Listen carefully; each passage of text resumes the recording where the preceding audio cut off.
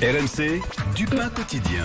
Allez, Marie Dupin, parlons des prix qui ont augmenté dans les grandes surfaces et les hyper. Il faut dire qu'il y a moins de monde dans les hyper et les grandes surfaces.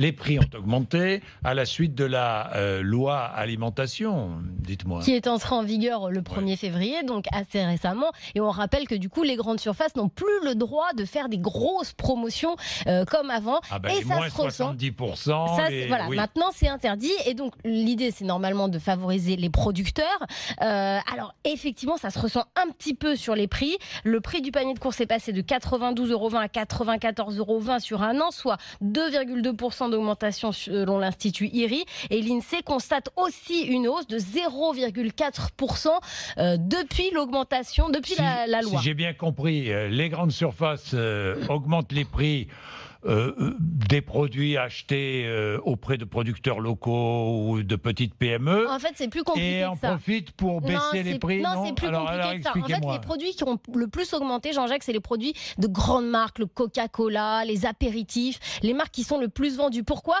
Parce que c'était sur ces marques-là que les grandes surfaces se faisaient le plus la guerre. Donc, il y avait le plus de promotions. Donc, comme ils n'ont plus le droit de faire des grosses promotions, eh ben, ce sont les marques qui ont le plus augmenté. Et par contre, les prix, les marques distributeurs, elles, ont baissé. Ont baissé. Mais par contre, c'est vrai que le Coca-Cola, par exemple, les sodas, ça a augmenté de près de 6%. Près de 6% pour les apéritifs anisés.